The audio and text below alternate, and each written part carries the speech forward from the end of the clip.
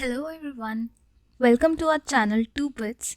Today we will solve some InfyTQ sample question. So let's start with the first question.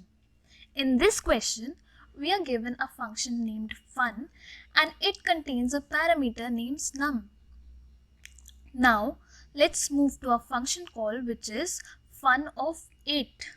Now the first value for num would be 8. So let's move to the function. Now the first condition is if num is less than 1. So here 8 is not less than 1. So we will move to the next condition. If num mod 2 equals to 0. So this condition would be true. Now our next function call would return fun of num minus 1. Num is 8. So fun of num minus 1 would be 7. Let's make a call for 7. Now, is 7 less than 1? No. Is 7 mod 2 equals to 0? No. Then let's move to the else condition. That would return num plus fun of num minus 2. So num here is 7 and it would return fun of num minus 2, which is 5. Now let's make a call for 5. Is 5 less than 1? No. Is 5 mod 2 equals to 0? No. Then again we move to the else condition, which would return num plus fun of num minus 2. Now num minus 2 here would be 3. Now let's make a call for 3. Is 3 less than 1? No. Is 3 mod 2 equals to 0? No. Again we move to the else condition, which would return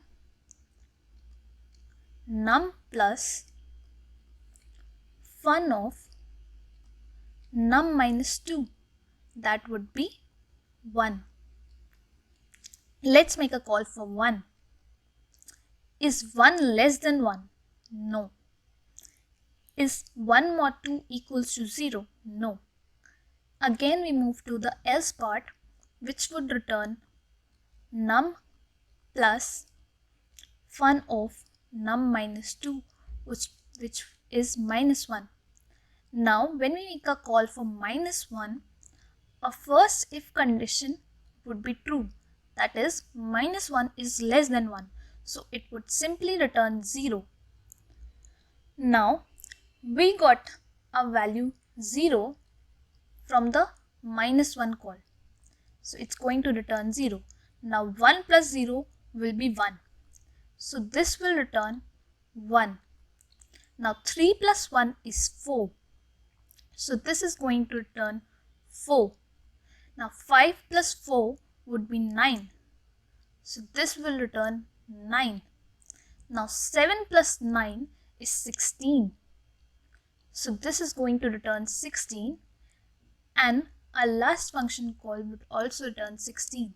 So our answer would be 16. Let's move on to our next question. So our question given says that we are given two queues. First my Q1 and my Q2. Let's suppose these are Q1 and Q2. So let's move on to a first for loop.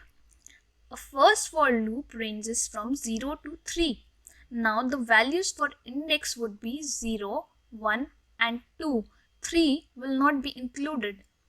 Now let's take the first value.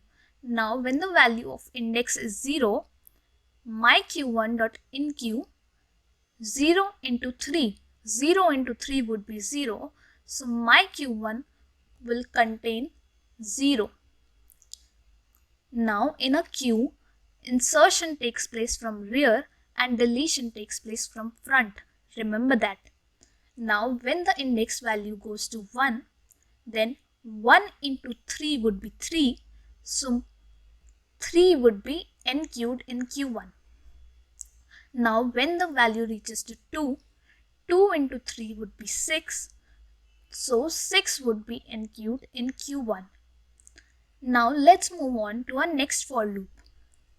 After the first for loop, this is our Q1 and this is our Q2. Now in the second for loop, again it ranges from 0 to 3. So index value would be 0, 1 and 2. Now when the index value is 0, this if condition would be false. So my q2.nq, my q1.dq. Now dq takes place from front. So 0 will be dq'd and 0 is dq'd here and 0 would be nq'd in Q2. Now when index value goes to 1, this condition again would be false and again we would dq from Q1 and the value would be nq'd to Q2. Now when index value goes to 2, then this if condition would be true and a for loop will break. So our last statement says my q2.nq 12. So 12 will be inserted in Q2. Now a question says that what would be the value of Q1 and Q2 from front to rear. Please focus on this as this is very important. If the question said what would be the value from rear to front, then our answer would be reversed. So our value from front to rear is Q1 contains 6 and Q2 contains 0, 3 and 12. Thank you for watching. If you liked the video and you want us to upload more such videos, then please like, share and comment and subscribe to our channel.